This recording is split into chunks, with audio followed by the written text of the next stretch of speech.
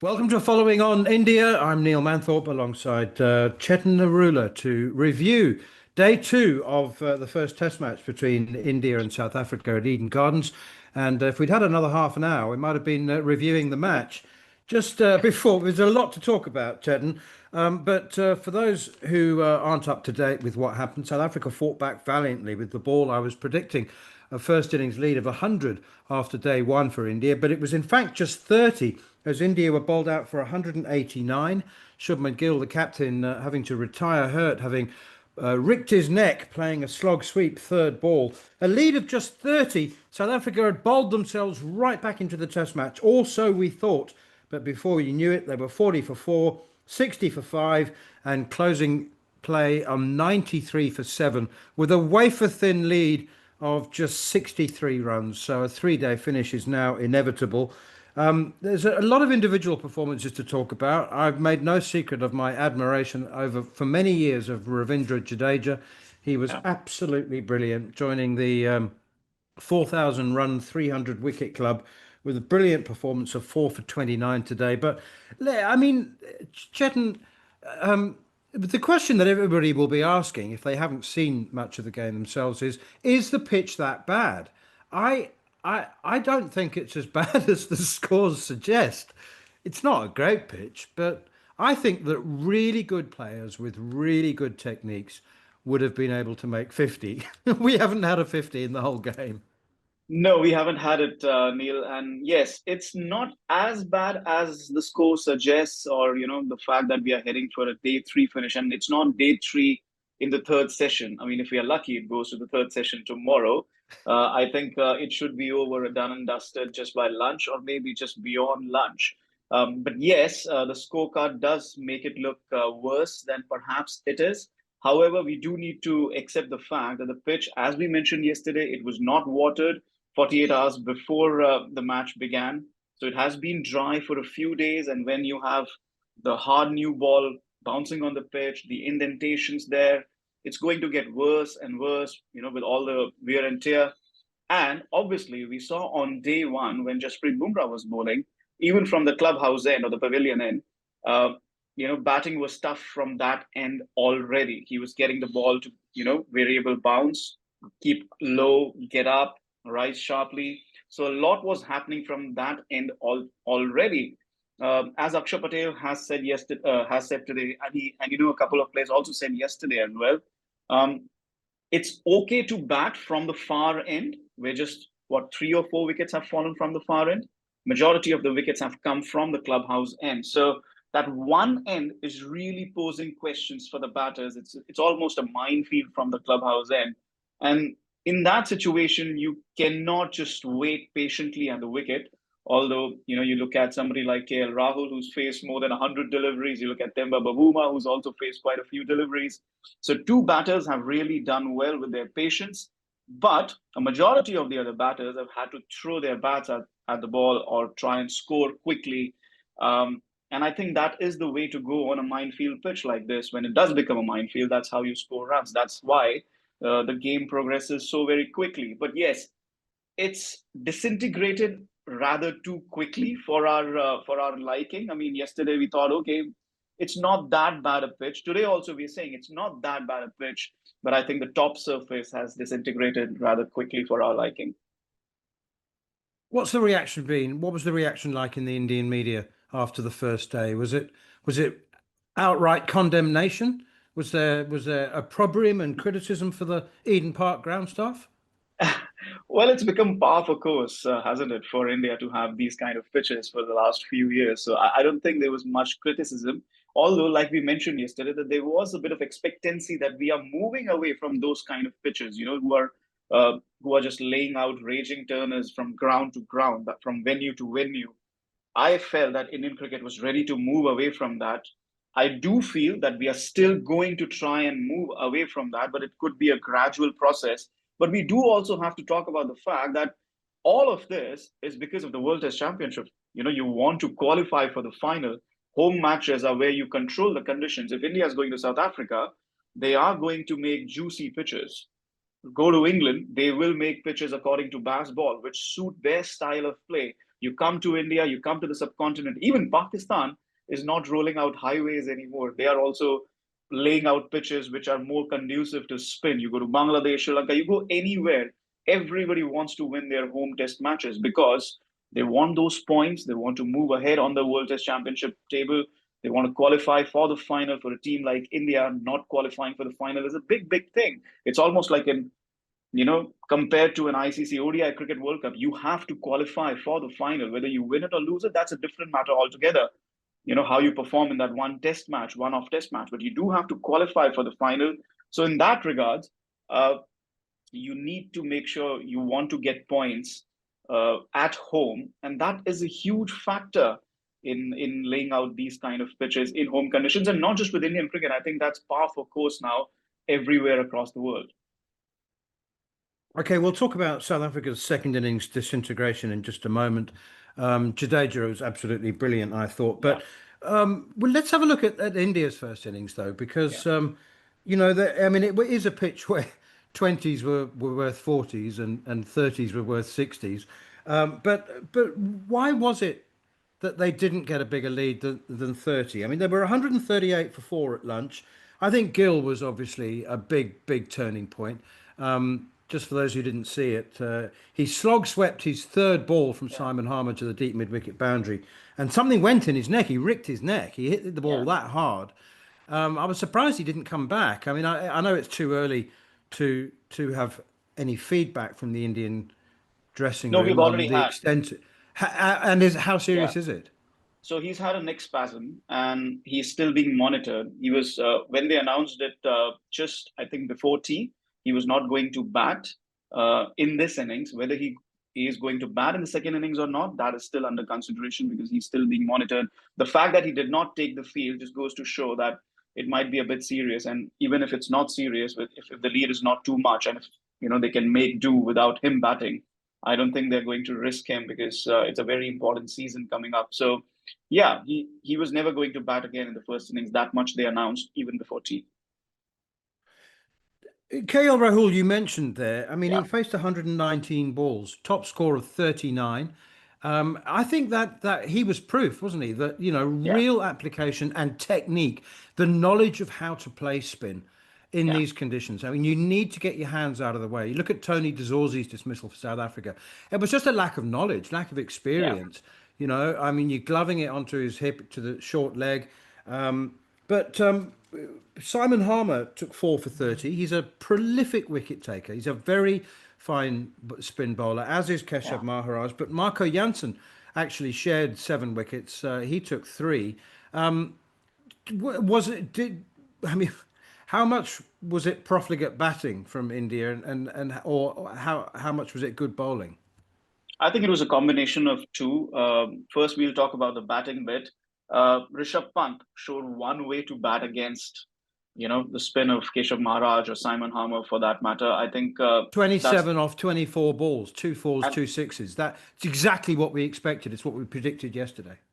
and 65 runs came in that second hour of play. In the first hour, you had 38 runs in 14 overs, and then 63 runs in the second hour of play. So you had a total of 101 runs being scored in the first session for 3 wickets and an injured Gill. But 65 runs in the second session on that surface, on that pitch, that was all thanks to Rishabh Pant getting a move on, scoring those quick runs first with KL Rahul and then, of course, with Ravindra Jadeja as well. So I think as much as Shubman Gill's injury was a turning point or was one of the major causes why India didn't get a bigger lead, another reason, or I think the major turning point for me was Rishabh Pant's dismissal. That short delivery just aimed really nicely at his body, surprising him with a bit of awkward bounce, and then he was caught behind. If he hadn't gotten out at that particular point, obviously India could have run away with the match already. So that dismissal, that well-directed bouncer from Corbin Bosch, we forgot to mention his name amongst the wicket takers. For me, that was the main reason why India doesn't have a 100-run lead. Now, talking about KL Rahul, brilliant. He's been, whether it's pace or spin over the last 2 seasons, the more he's got that seniority role in the Indian side with the exit of the likes of Rohit Sharma and Virat Kohli, he's just come into his own. For a very long time, KL Rahul has struggled with a kind of identity crisis. He just doesn't know what his role is, what he would want to do, what he would like to do, and then whether he would be given the freedom to do that. He is an optimal team man to the core. You tell him to bat in the middle order, he'll bat in the middle order. You tell him to open the innings, he'll open the innings. You tell him to bat at number 3, number 4, anywhere. Whatever you tell him to do, he will do it for the team with an open heart. But every cricketer, whether a batter or a bowler, they themselves know what they are best at. He feels that he should be an opener, especially in the in the red ball format, and then he can express himself, bat the way he wants to bat. And now, as a senior batter, as an opener, especially with somebody like a Yashasvi Jaiswal who can score freely. We saw it in England. We saw it last year in Australia as well. KL Rahul has just come into his own, and I'm really loving this version of KL Rahul, especially the way he bats in red ball cricket, and then how he, changes color when he goes to limited overs cricket, where he can bat in the middle overs, especially the ODI cricket format. Where he just bats in the middle order, he can score quickly, he can score freely. So he's being allowed to express himself in different ways as per the situation, as per the format, and he's really showing his true colors, what he could do as a batter. So again today, patience, needed to bat time. That's what he did. But then that was a brilliant delivery from Keshav Maharaj, and I thought Keshav Maharaj was a bit off color in the first hour. And then Simon Harmer, if you compare the way the two of them were bowling, Simon Harmer was wearing his pace a lot more than Keshav Maharaj was doing. More than that, Harmer was attacking the stumps. He was bowling in that channel. And the moment he did not bowl in that channel, he would vary his pace or increase his pace a bit more. And that was causing trouble to the batters. When you're bowling in line with the stumps and you're bowling slower, fine, you can play it well. You can do that all day. But with a higher speed and a higher accuracy, with the pitch doing a little bit more, that is where he was troubling the batters a lot more, and he got the result. Maharaj was not doing that in his first spell. And when he did that, when he actually did that over, he really troubled Rahul, and then he got that edge. And that was a fantastic catch from Aiden Markram as well. Yeah, a couple of very good grabs at first slip from Aiden Markram. Washington Sundar at 3. I mean, he was at the crease for best part of an hour and a half, showed very good technique. 82 balls, he scored 29, but in the context of this game, it was a very useful contribution. I wonder where Nitish Kumar Reddy would actually fit in if this team was playing on a green seaming wicket. Where would he? You would drop a spinner, wouldn't you? Which one? Akshar. Look, probably Akshar. Look, Washington Sundar is now playing this as a full-time batter in this match. I mean, he hasn't bowled a lot of overs in the second innings either. Throughout the match, he hasn't been called up to bowl. I thought he should have been brought up to bowl in the second innings a lot more. Finger spin is taking a lot more prominence in the second innings. But yeah, he's playing as a full out-and-out batter or a full-time batter in this match particularly. But yeah, if you go overseas, if you're going to play the same 11, then Akshar Patel goes out. I would not drop Kuldeep Yadav. Like I said yesterday, Kuldeep Yadav has to play every match. Or you bring in an extra pacer, so you drop 2 spinners. You can't really drop Ravindra Jadeja. We'll talk a bit more about him in just a second. But yeah, it's the spinners who will have to make way, won't they? But yeah, he batted well. I still think the jury is out. He did score 29, very crucial. But yeah, he did his job, had that partnership with Rahul yesterday, even though it was slow scoring. Today also 38 runs in 14 overs in the first hour, but he did his job. But like I said yesterday, I hope to see more of him at number 3. I just don't want a revolving door policy. Right, on to South Africa's innings then. 18 for 1 at tea. They lost Ryan Rickleton to one that kept a bit low from Kuldeep, but then Jadeja's just ripped the throat out of the innings, doesn't he? Really. Markram and Dazorzi caught it short leg. Markram a little unlucky, maybe. He's played a half-hearted sweep shot, toe end of the bat, but good awareness from Dhruv Jurel. Looks good at short leg. He's a very good keeper as well. Brilliant take from Rishabh Pant to get rid of Vian Mulder. And then an absolute snorter to Tristan Stubbs.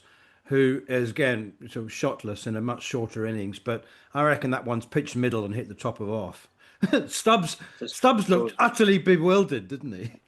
yeah, he thought the ball was just because Jadeja had bowled a few outside off stump, and this one he pitched it in line with the stumps, and Stubbs thought, it's going to turn away like most batters do. I remember this dismissal in 2017. I think it was Jadeja against Michael Clark in Hyderabad. I think it was pretty similar, and not a similar pitch, mind you. I think this was the second innings or the first innings. I don't remember, but again, similar, coming with the arm, pitching in line with the stumps, and Michael Clark thought it's going to leave the off stump, and he shouldered arms, and Tristan Stubbs at least wasn't doing that. But yeah, crashing onto the top of the off stump, and it was done and dusted. Stubbs was absolutely bewildered. That's where Neil, that's where the pitch has changed complexion within 24 hours.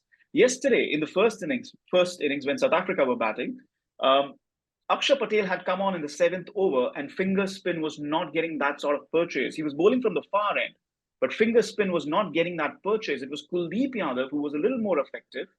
But today, you look at the way Simon Harmer has bowled, you look at the way Jadeja has bowled, you look at the way Akshar Patel has bowled, finger spin has come in a lot more prominence on day two. And that, for me, is the key differentiation on the way this pitch has behaved from day one to day two.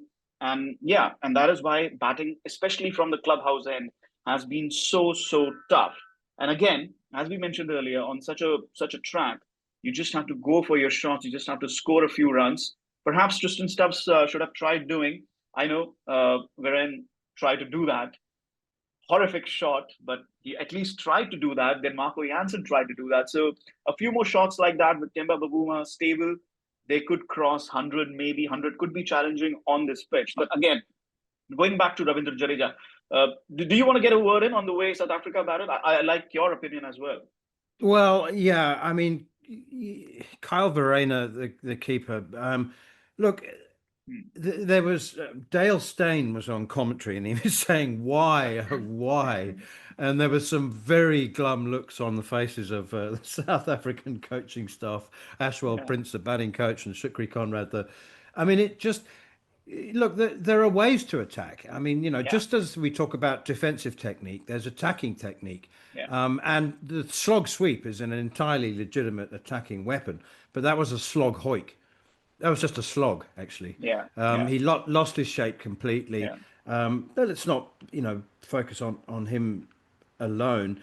I thought that was quite fun. Marco Jansen surviving an yeah, LBW appeal, third ball, and then and I mean he's not as bad as Mornay Morkel at playing spin, and but defensively he's hopeless. I mean, he's yeah, got long levers, and he needs to attack, and he did immediately. He plonked Akshar over long on for six before he edged Kuldeep. Good catch from KL Rahul at slip, wasn't it? Because it deflected off yeah, Rishabh Pant. I'm actually loath to be too critical of the South yeah. African batting, to be honest, because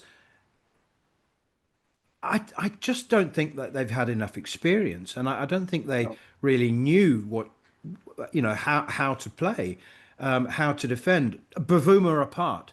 Let's not forget that he's 29 not out overnight. He faced 78 balls, and looked like the only one who was likely to survive. So, I thought Jadeja was brilliant. I thought Kuldeep was brilliant. Akshar as well. He took the new ball, which yeah, wasn't a great surprise, I suppose. But if let's throw it forward then to day three. It's going to be a short morning, I suspect. South Africa leading by 63. Go on. What were you going to say? yeah. Just before that, we have to talk about Ravindra Jadeja. I just want to mention this.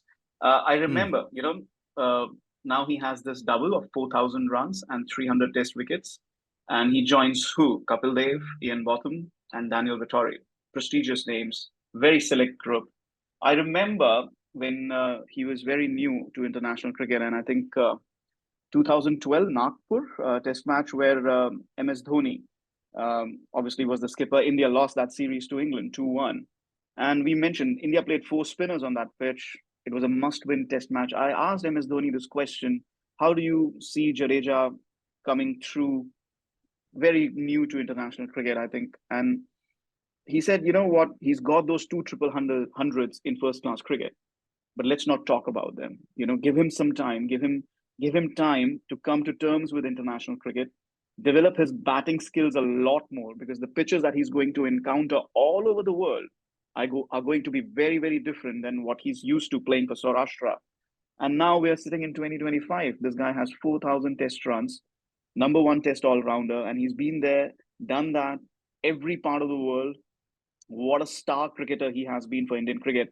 And that vision of the Indian team management, I'm not just going to credit MS Dhoni alone, but that vision from the Indian team management at that time. Duncan Fletcher was part of the Indian team management at that time. So yeah, all these years on, a decade later, Ravindra Jadeja, what a star player he is for Indian cricket.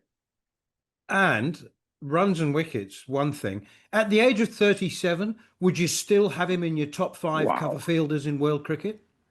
India's fielding goes down 30% if he's not on the ground.